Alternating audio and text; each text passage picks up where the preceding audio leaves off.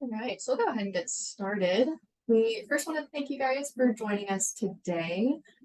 We want to make note that this event will be recorded, so if you have any questions throughout the presentation, you can leave them in the Q&A button that is located at the bottom of your screen, or you can just post them in the chat. We'll monitor it throughout. So those are the important bits. We want to introduce today's presenter, which is Dr. Annesha White. She's an accomplished scholar, educator, and leader who joined the College of Pharmacy in 2015 and currently serves as the interim dean. Dr. White's research examines the various aspects of safety, economics, and other social determinants of health and influencing health outcomes and improving care delivery. Dr. White received the PharmMD and MS in pharmacoeconomics degree from Florida A&M University and a PhD in health services research from the University of Florida. Today, we have the pleasure of learning about the importance of sleep with her, so please welcome us in joining her. Thank you, Sophia. Let me go ahead and share my screen here. All right, and you all, as we move forward, feel free to type questions in the chat box. But welcome everyone, and I'm so happy to be here today to share on our wonderful session, Getting Your Z, Simple Tips to Improve Your Healthy Sleep. As Sophia mentioned, I am Annesha White, and I currently serve as the Interim Dean and Associate Professor at the College of Pharmacy here at the Health Science Center. I'm hoping that at the end of the session today, you all have some great takeaways and that you can not only apply these strategies, but please share them with some of your classmates or some of your friends. We're hoping to help you sleep better, to be more productive, and to reach your goals. So most of us have had a time when we've had a bad night's sleep, right? Maybe you've tossed and turned, you just couldn't shut those eyes and get into that deep sleep. It's normal to have that from time to time. But if you have bad sleep over time, or perhaps the quality of your sleep is not quite where it should be, then that's the time to think about applying some strategies and figuring out some ways to improve your sleep. So with that being said, what are we going to cover today? We're going to start with a few questions about sleep. I want you to think about the how and the why of sleep. Then I'll talk briefly about the genetics of sleep and share some tips there. And then we'll talk about sleep impact on health. Sleep has been termed as some people's superpower. So we'll think about the why there. Then we'll talk a little bit about what kinds of activities disrupt our sleep. And finally, we'll wrap up with some specific tips and scenarios that we can consider in terms of improving our sleep. So here are the how and the why questions. As we move through this session, I want you to think about these. Why do you want to improve your sleep? Think about how much sleep you currently get. Again, not just the quantity, but also the quality. How will sleeping better impact your life? And so we're going to talk about on the next slide how sleeping impacts not just your physical function, but also your mental health, your mental function. How will this change, any changes in your sleep patterns, help you to achieve your goals and dreams? And so some people have missed that connection between sleep and productivity. And so when you think about setting your goals, perhaps you had a time when you set some SMART goals, put sleep on that list because it is tied to increased productivity. And then lastly, how will this change allow you to engage in other meaningful areas of your life? And so some people don't realize that sleep impacts your communication. Of course, it impacts your brain functioning, your concentration. And there is even evidence to show that sleep impacts your social relationships. Perhaps when you get good sleep, you're less angry, maybe a little bit less aggressive, maybe a little bit less irritable. And so all of that is going to impact those social relationships. So you want to think about sleep as a key factor in terms of overall good health. All right, so to that point that I made about sleep impacting physical and mental health, there are so many areas throughout the body that are specifically impacted by whether you get good sleep or not. As you may know, sleep occupies 20 to 40% of every day. And we're noticing that more and more people are experiencing insomnia. As you know, we have a busy world and we have an ever-changing society. So there are many factors that impact this soaring number that we're seeing regarding insomnia, but we're still going to talk about some of the strategies that may help. 10 to 22% suffer chronic sleep difficulties. So we want you to know if you do struggle with sleep, you're not alone. There are quite a few people who are also not getting good sleep. And then there at the bottom, you see that not only does sleep impact things like your heart functioning, perhaps disease progression such as diabetes or hypertension, but it can also lead to motor vehicle crashes. There is a tremendous amount of literature that notes an increase in motor vehicle accidents when people are not getting adequate sleep. So please keep that in mind. We don't want any of you to be injured due to lack of sleep. Okay, so thinking about sleep a little bit further, as I mentioned, you're not alone. There are many people that are anxious because of the news. Perhaps the pandemic kind of impacted you negatively to a point where you're having trouble sleeping. There's also the factor of stress, and stress has a direct link with sleep. Increased stress equals decreased sleep.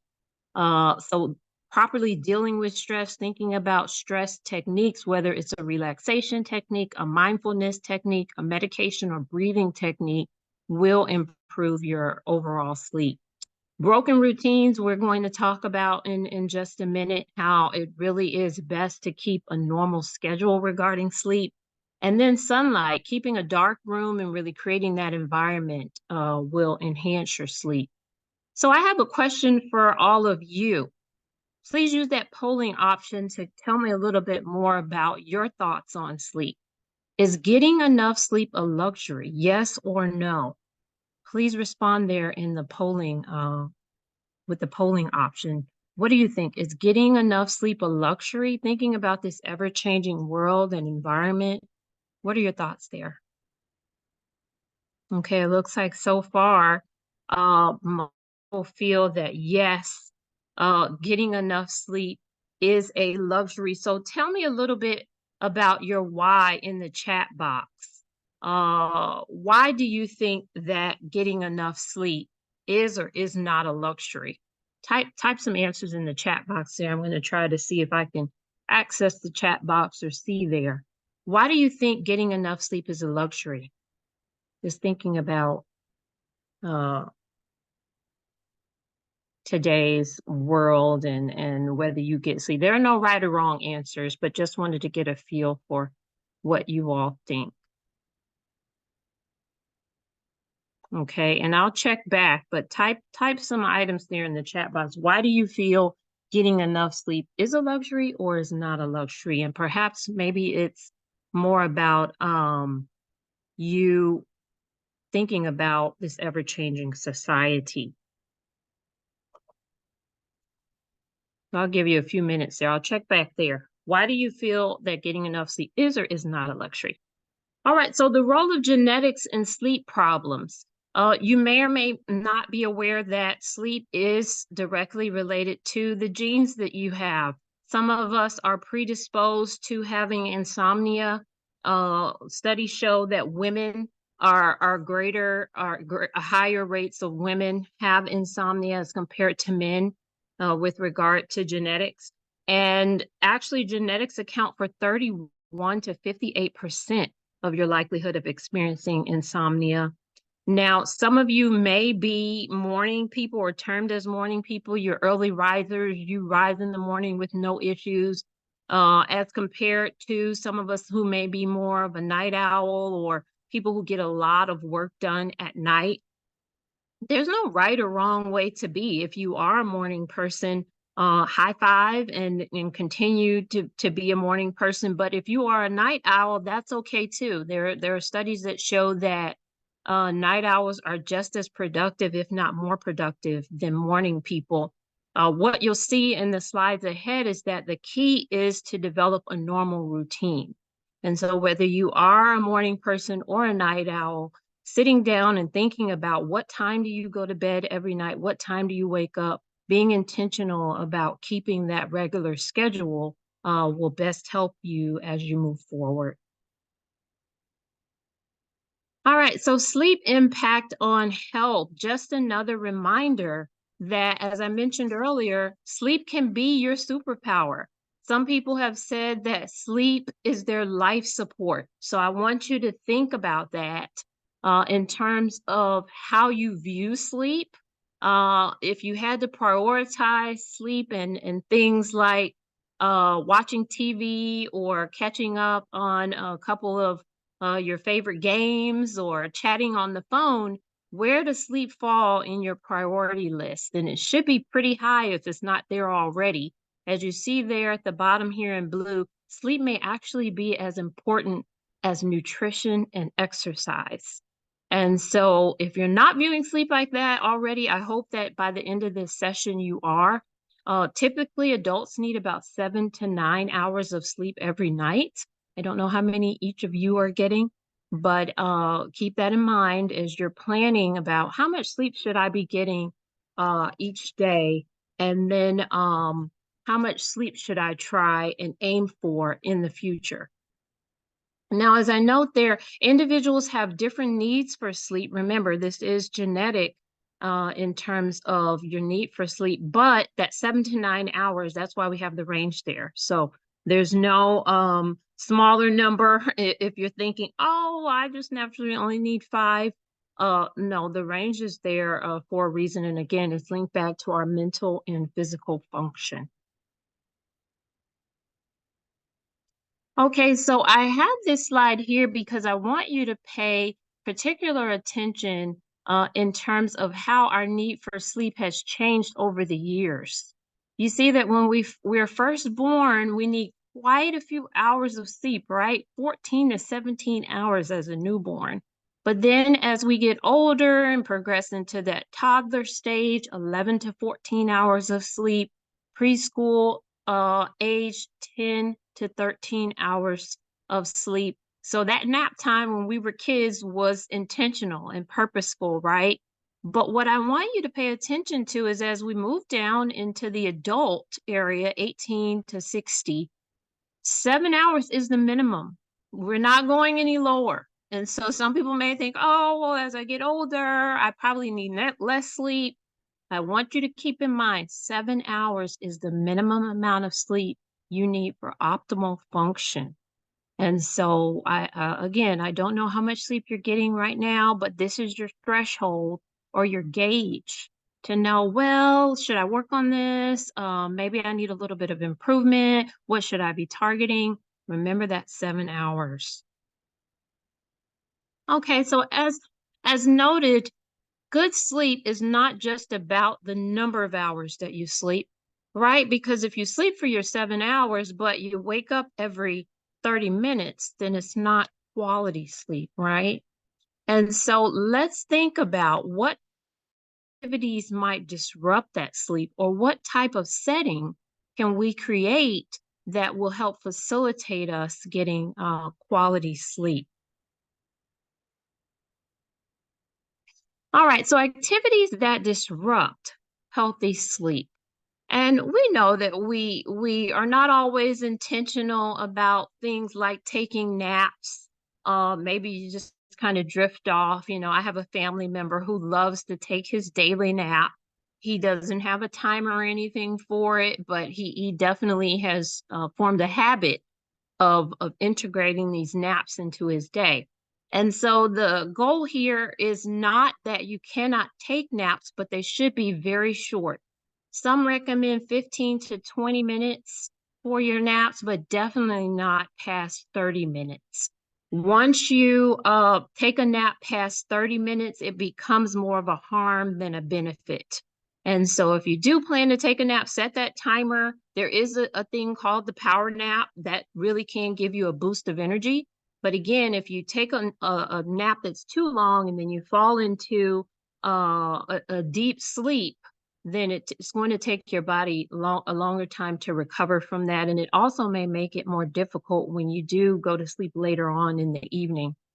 Another item to remember is that taking naps after dinner are not always a good idea. You want your nap time to be spaced out sometime before you actually go to sleep. So you don't want to take a nap right before bedtime, maybe about 3 hours before. Once you get closer to bedtime, it'll probably end up giving you a non-quality sleep experience. Now, that third bullet, not making your bed in the morning. Most times we don't think about this, but there are studies that show that actually waking up and making your bed in the morning will help you to have a better sleep. Some of that science surrounds the idea that an organized space or a neatly designed space is more conducive to having good sleep, as opposed to a very messy, disorganized bedroom that may not be as inviting. And again, the mental portion of thinking about sleep is impacted there. So remember, another motivation to make your bed every morning, and that routine, back to that routine, will help you sleep better. And then lastly, varying your bedtime by more than an hour across the week. So biggest takeaway message here, develop a normal sleep routine. Try your best to go to bed at the same time every night and wake up at the same time every morning. And that includes weekends. I know sometimes it's so much fun to sleep in on the weekend, but if you can, try for most of the days of the week to go to sleep at the same time and to wake up at the same time. Other activities that may disrupt your sleep. So again, we're talking about the quality of sleep here. Exercising. I know you all love to exercise, and high five if you do, but think about the timing of your exercise. If you exercise within 1 hour of bedtime, then it may actually disrupt your sleep. So you may be thinking, why can't I sleep? I had such a great workout, but just try to move that workout up a few hours in the day. Food and drink, we know that they definitely have an impact on our sleep. Specifically, drinking caffeine or alcohol within 2 hours of bedtime, that may negatively impact your sleep. Drinking too many fluids, of course, may cause you to have to get up and go to the restroom in the middle of the night. I had a friend recently who told me, oh my goodness, I had to wake up 3 times. I said, what did you drink before bed? Eating a large meal within 2 to 3 hours, of course, can cause some gastrointestinal problems that may cause you to disrupt your sleep. Indulging in a midnight snack, my sister is guilty of that one. I always kind of hear her trudging to the kitchen. Clearly, that is sleep disruptive. So you want to think about some alternatives there. And lastly, the food item, again, spicy foods. There's certain foods you may want to stay away from very close to bedtime, whether they're snacks or actual meals. Additionally, I know that you are studying for those exams and you are being diligent in terms of completing assignments, but be very intentional about your stop time for working and looking at things like a computer or a phone screen for information. Also, think about the setting of your bedroom. You want to make sure that, if possible, your bedroom is used for sleeping. And so back to that idea of making your bed and kind of creating that setting that says, this is where I go to relax, to wind down, to go to sleep. Think about your setup and how you are progressing with regard to whether it's a sleep disruptive setting or a sleep enhancing setting. Using screens, of course, you want to turn those off at least 2 hours leading up to bedtime, if possible. And then this is one of the items that oftentimes people forget about. If you are in bed and you cannot sleep beyond 20-30 minutes, get out of bed. You don't have to stay there in bed and toss and turn and roll over. It's actually suggested that you get up, you do something relaxing, maybe reading a book or not screen time focused, but then you take those actions for a few minutes and then you get back into the bed and try again. But staying in bed until you fall asleep, that hasn't been proven to be as effective. Again, at the bottom, creating that setting there. Dark environments are the best in terms of getting quality sleep. All right, so how do we improve our sleep now that we've talked about some items that can disrupt our sleep? Well, I start with your mindset. That's why I asked you at the beginning of this session to think about your why. Why do you want to get better sleep? How do you view sleep on your priority list? Some of us might say, I'll just catch up on sleep on the weekend. I'll sleep in on Saturday. Again, you want to create that normal routine. And so that's actually going to cause more issues down the line. If you treat sleep as the same, with the same effort and vigor that you approach exercise and nutrition, then you will reap those benefits and really thinking about how to improve. So what are some other tips? There are behavioral tips that can be very helpful.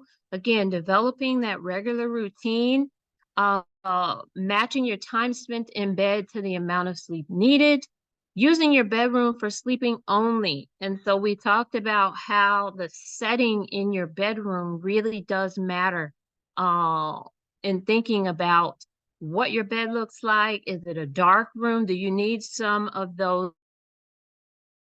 because it's just too bright? The amount of light in your room does matter, that it's a calming setting, and that you try to distinguish your work area from your bedroom sleeping area.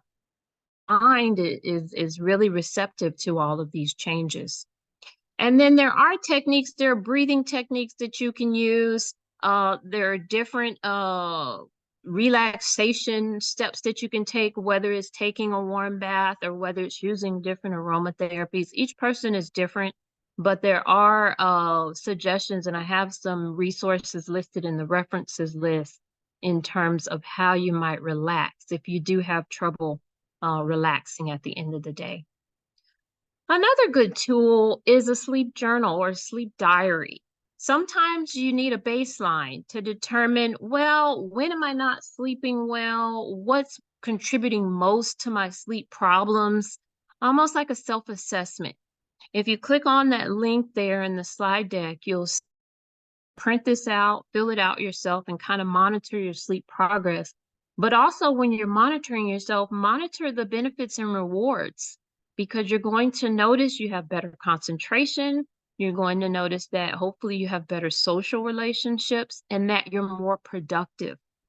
The other link that I've added here the link is in the reference list, is the My Minds, Active Minds Myala app. It's a great app if you're more of a phone tech person and you like to download and track your sleep. So download that one. And then lastly, if you like to track yourself through your watch, there are options there to find out how your sleep cycle has improved. Now, I wanted to remind you about that setting. Hopefully this slide isn't making you sleepy, but light matters. The setting in your bedroom matters. So if you can envision right now what your current bedroom looks like, is it conducive to good sleep? Is it conducive to winding down and relaxing? If not, hopefully you have plans to change it. Again, dark curtains. Some people like to use eye masks. If you have a roommate who's a little noisy, maybe earplugs. The noise machines, I highly recommend. Those are very helpful, where they might play soothing music or even just a white noise sound. And then having your room be the right temperature. It's suggested that you have a room temperature around 65 to 68 degrees, and that every degree above that number actually result in a greater chance of you having disruptive sleep. So the temperature in your room really does matter in terms of you getting good sleep. Lastly, I always get questions, of course, as a pharmacist about medications. There are so many medications on the market. And of course, you do need to talk with your physician if you are interested in taking a prescription medication. But there is a natural medication that is over the counter, melatonin. It's not habit forming. And sometimes if someone is having prolonged sleep problems, then I would recommend that they do utilize some of those over-the-counter melatonin products. There are also melatonin gummies if you don't like to take pills. And I've had some friends who have taken those and even given them to their children if they're having some short-term sleep problems. Now we are already at the case section of the presentation, but I wanted to take a quick pause. Are there any questions that anyone has before we go into our scenarios? We're going to read through these and then I'm going to talk you through how to apply some of the strategies that we've already discussed. Okay, I'm just looking into the chat box. Okay, I see one comment. We're stuck in a tight schedule at times and always thinking about the next day. Sleep is a luxury in those cases, and I tend to catch up by taking naps on the weekend. Well, that is a great comment and so very true, right? We are living in such busy times. We're also living in a very accessible society, right? Everything is at the tip of our fingers in terms of technology. And so just looking at news feeds and trying to keep up can keep us in sort of a busy state. But I want you to always remember to take a pause because again, if we start to view sleep as important as nutrition and exercise, then we realize how important it is to recharge, right? To refresh ourselves. That's what you're doing when you're sleeping. It's almost like plugging an appliance into an outlet. We need that recharge. So we have to be intentional about that. That's why I suggest the apps, the sleep diary, the sleep journal, because that's becoming more intentional to say, I'm going to track my sleep. And once you get into a routine, you don't need to track anymore, right? Because it's just your normal way of being. But I do encourage you, and you're already taking a good step by attending this session. But thanks for sharing that. If you have any other comments, just type those into the chat box. Okay, so let's dive into our scenario. Kelly is a 25-year-old health science center student who is having difficulty falling asleep and staying asleep. She also wakes up too early every morning. Her problem started when she tested positive for COVID-19 and experienced the death of a family member months previously. She's unable to fall asleep at least an hour after going to bed. She had no previous sleep problems. She consumes about 4 cups of coffee during the day and lately drinks alcohol at night to aid sleep. Kelly noticed that during class she is fatigued and having trouble with concentration and memory. As a result, her academic performance has been poor, and she simply does not have the energy to participate in social activities as much as she did previously. So tell me, you all, when you think about Kelly, what should Kelly really be concerned about? Is this something that she should just ignore and just press forward? Or do you think that she should actually be concerned about her current level of sleep? Let me know your thoughts there with the poll.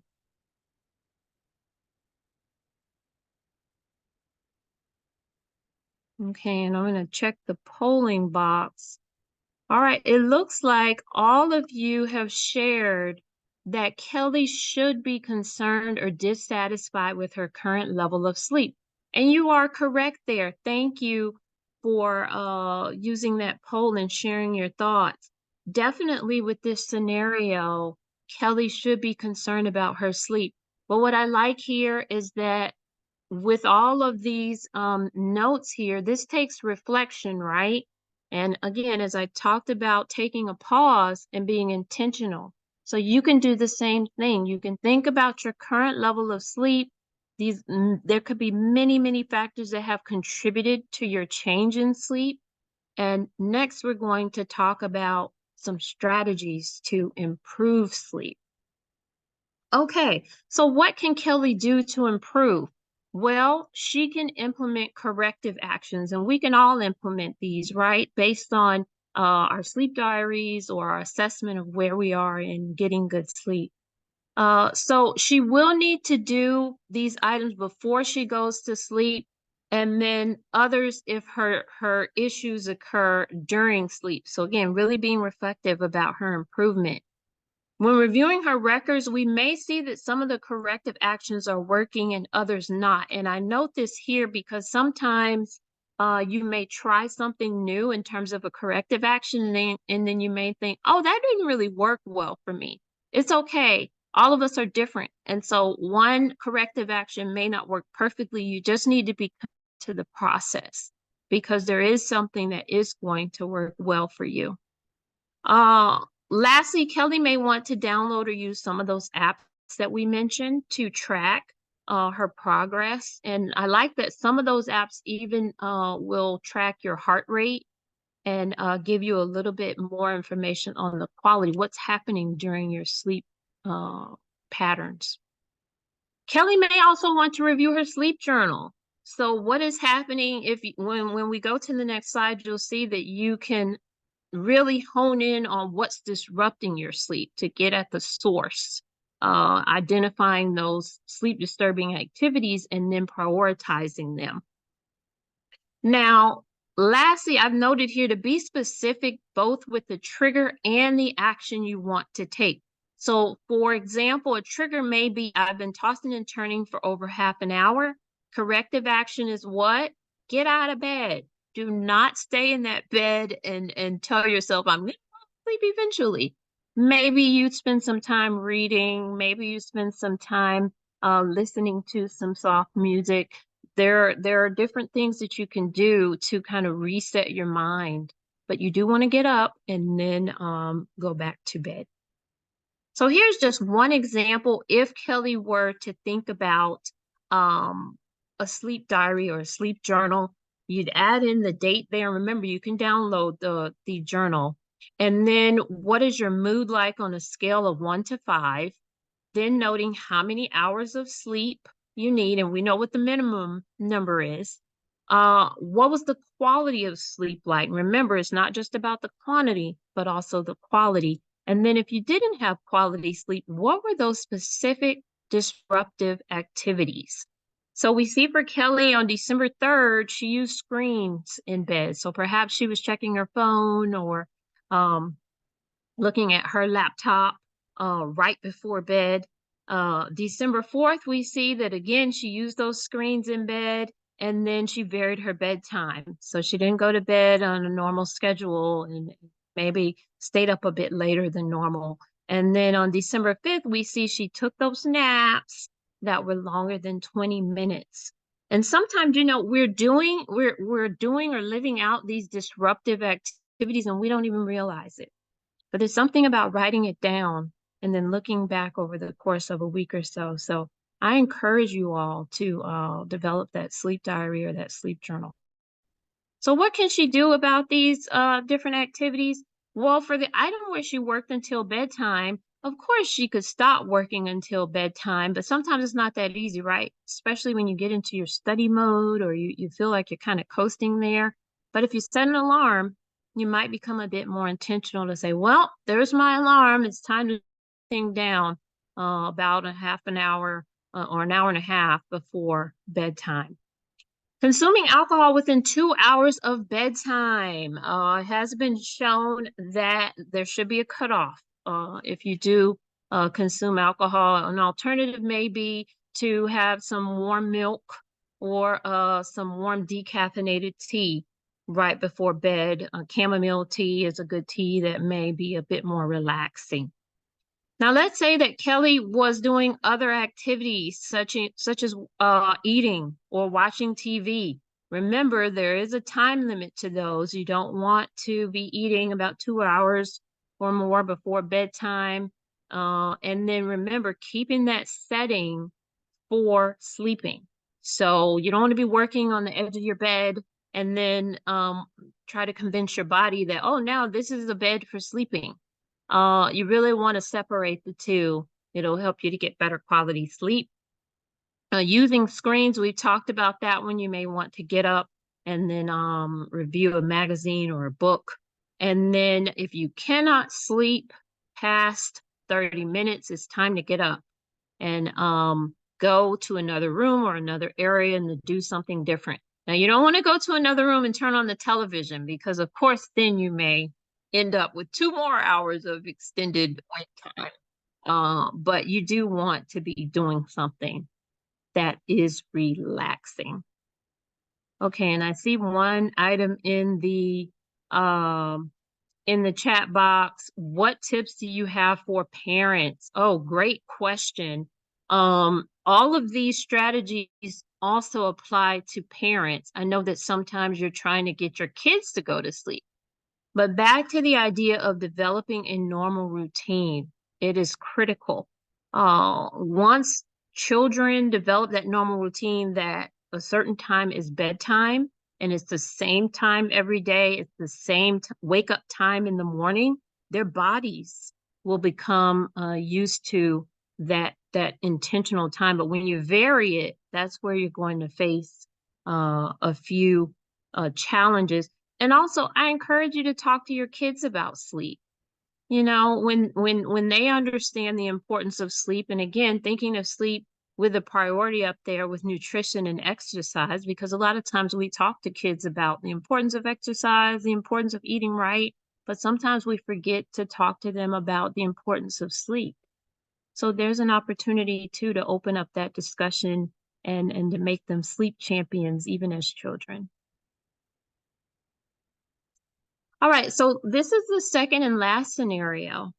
Rick is a 29-year-old health science center student who is always busy. He describes his life as extremely stressful. After attending a seminar, he learned that acute stress episodes that occur on a background of busy makes him more likely to develop insomnia. Admittedly, Rick shared that he has noticed over the past 3 months that his busyness is affecting his sleep quality. So I have a polling question here for you. It's our last question. Think about why you stay busy. Which of the following listed there represents why you stay busy? If you will, go ahead and check off the box on that poll. Which of the following items represents why you stay busy? Is it because you have too many demands on your life? Is it because you like to feel needed? Or is it because you like the approval you get and that's why you stay busy? Is it because it's hard for you to say no? Is it because you feel guilty if you're not too busy? I have a couple friends like that. I go, oh no, let's take a vacation. Or is it because if you stay busy, you don't have to face difficult areas in your life? Please take a minute there and check off the box that relates most to why you stay busy. Okay. I see your answers there. All right. Well, most of you, I know they're still coming in, but it looks like most of you said if that you feel guilty if you're not too busy. And then I see that many of you said, I have too many demands on my life. And then others have said it's hard for you to say no. And if you stay busy, you don't have to face difficult areas. Well, first, I want you to notice that you're not alone. There are more than one of you for each of these. And so these are real areas that, or factors that contribute to our busyness, but that also impact our sleep. Now, understanding the why behind each of these takes some time. It takes a bit of reflection to kind of flesh out why I'm staying busy, why I'm not getting sleep. But I want you to keep these in mind, but also think about exploring a little bit more. At the end of the slide deck, I'll give you some resources. But think about the why behind why you're staying busy and really be committed to making some positive changes, not just for you, but when you take care of yourself, you're also taking care of those around you. And so keep that in mind, that when you work on decreasing your busyness and improving your sleep, you're going to be a better person, not just for you, but also for those around you.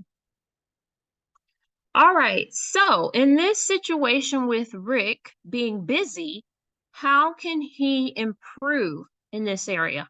Well, developing a regular bedtime schedule, I think that's been a theme here, a very good takeaway, but also being creative. There are different things that reduce your stress level, that create a peaceful, relaxing setting for you. What are those factors? Have you ever thought about what makes me relax? What brings my stress down after a long and busy day? Perhaps it is soothing music. Perhaps your curtains aren't quite the right color so that the light just bursts through and you really just cannot wind down. Should there be, interesting, my lights just went down in this room. But maybe it is the noise level in your setting. Do you need earplugs? Do you need to purchase one of those sound machines? I have three and I've already given all of them away, so I need another one. But that could be something to think about. And then sometimes it's the temperature. Remember, 65 to 68 degrees. But if you're like me, I have sinus issues.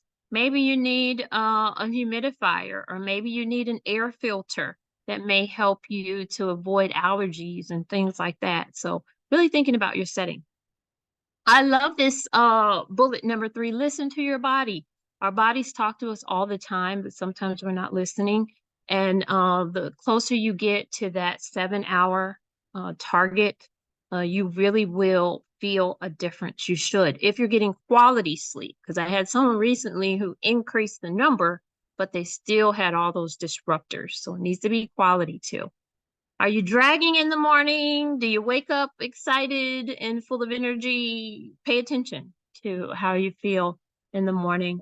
And here are just a few more suggestions. Every hour, take a break. Even when you're busy, you should have 2 to 3 minutes that you can carve out for what I call a mental health break, in a way where you might just do a breathing exercise or get up and stretch. Makes a difference. And then we know that that computer screen time really does impact you too. Recently, I purchased some blue light glasses that I've been using whenever I have an extensive time where I am looking at the computer, and they have helped me tremendously. They're made specifically for the computer and the blue light on your phone. Every day, you need to take yourself offline just for a little while. Do something different. Put on some music, headphones, close your eyes, get your favorite drink, uh, and treat yourself to maybe a favorite healthy snack. It just doesn't take long, but again, you have to be intentional about it. So when you're making your schedule and your calendar items, add that on your calendar. Every week, take one day for yourself if you can, or several hours for yourself. Do something outside of the quote unquote busyness of things.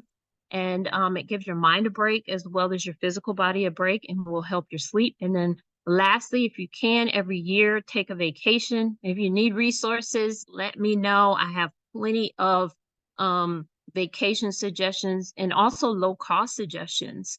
There are a lot of things that you can do that are free, and you might not even realize it. They're what I call staycations, where you don't really go anywhere, but you're still on a vacation. So you want to get creative there, at least once a year. All right, so in wrapping up, remember that if you choose these corrective actions, you're going to be a better person for not just yourself, but also those around you. Changing your sleep habits can start to yield improved sleep immediately, but they may also take longer when you're trying to figure out which strategy works best for you. So give yourself that space. If you don't see immediate changes, remember that you just may need to try a new option. Sustaining the changes is key. You may have to revisit your sleep diary. If you use it and you see positive improvement, don't just throw your sleep diary away. It's easy to fall back into old habits. And so keep that in front of you as a reminder. And then keep reviewing. Just be committed again to the process. You will reap the benefits. And I mentioned earlier, if you ever need someone to talk through some of those items on the busyness options that we list, the care team members are here. They are more than happy to help. We have an excellent care team here at the Health Science Center. So please meet with those individuals. They're a great group.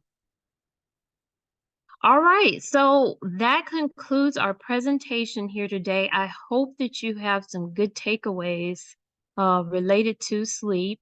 Are there any questions that you have? And remember, that minimum number of hours of sleep that you're targeting is 7 hours. This slide here shows you that most people are not meeting that 7 hour target. So I hope you can make that a goal in moving forward. And thank you for your time and your attendance here today. Any questions? Does anybody have any questions they need to type in the chat box?